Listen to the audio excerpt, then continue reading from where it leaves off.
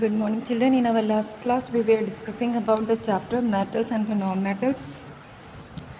I have discussed with you some of the points, and that is based on the properties of the metals and the non-metals. कुछ properties ऐसी होती हैं metals and non metals के बच्चों, जिसमें क्या कहते हैं एक्सेप्शनल केसेस आते हैं. एक्सेप्शनल केसेस मतलब क्या होता है, जैसे हमने कहा कि आपका नॉन मेटल की प्रॉपर्टी में बोलें कि नॉन मेटल्स क्या होती हैं, सॉफ्ट होती हैं. तो नॉन मेटल सॉफ्ट होते हैं, बट एक ऐसा भी नॉन मेटल है जो कि क्या कहलाता है आपका diamond, and it is the hardest substance in the world में सबसे ज़्यादा हार्डेस्ट सब्सटेंस होता है. तो ये क्या हो गया, exception of the non metal.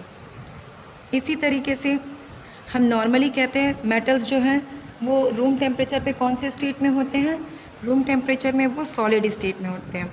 But there is a metal which is in liquid state. आपका हो सकता है ऑब्जेक्टिव टाइप का आ जाए, तो वो कौन सा मेटल है जो कि लिक्विड स्टेट में है, that is mercury.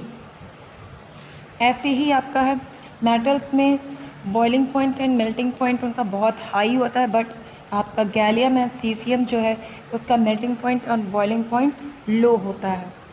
Now we will move to the next one. Iodine एक क्या कहते हैं आपका नॉन मेटल है, और हम लोग क्या पढ़ते चले आ रहे हैं कि जो नॉन मेटल होता है they don't have the shiny property, but iodine non metal है and it is having the lustrous property. Lustrous means shining appearance होता है उसका.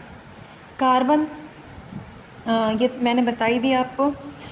One more thing is there.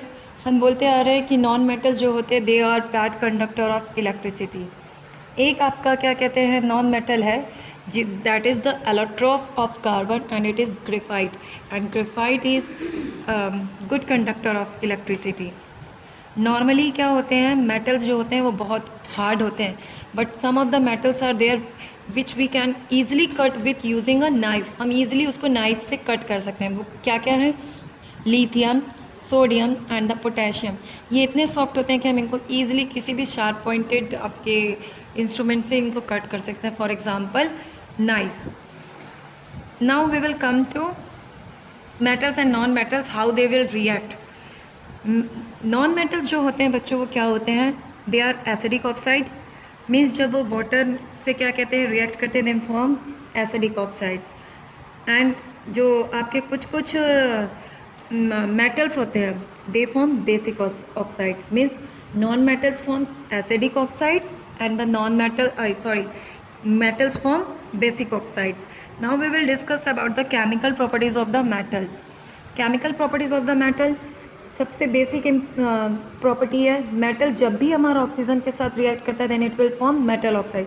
What ever metal we will take when it will react with the oxygen it will form the metal oxide. For example here we have taken copper.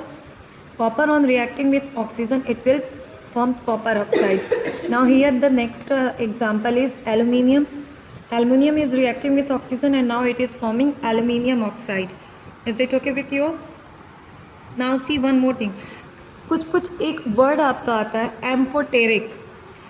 Amphoteric oxides क्या होते हैं, amphoteric oxides क्या होते हैं, जब क्या मैंने आपसे कहा कि कुछ जो मेटल्स होते हैं वो क्या बनाते हैं, बेसिक ऑक्साइड्स बनाते हैं.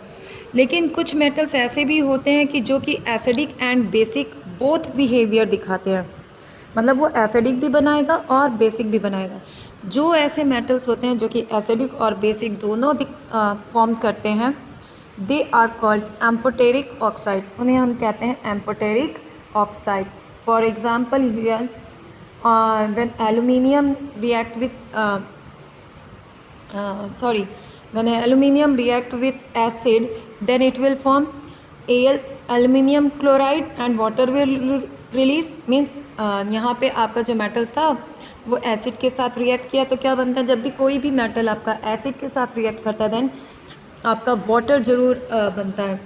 और जब भी कोई भी मेटल आपका सॉल्ट के साथ में रिएक्ट करता है मीन्स बेस के साथ रिएक्ट करता है, नॉट द सॉल्ट, बेस के साथ रिएक्ट करता है then again here water has been formed. And here you can see this aluminium oxide is reacting with acid also, and aluminium oxide is reacting with base also. It is reacting with both.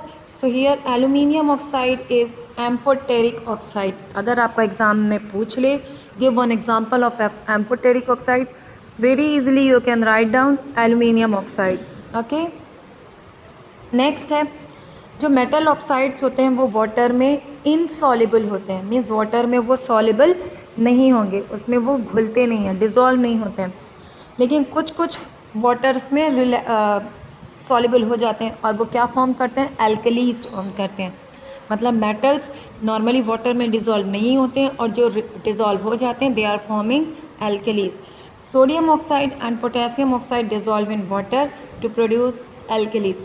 कौन कौन water में react कर जाते हैं, sodium oxide and the potassium oxide, they react with the water and form the alkalis.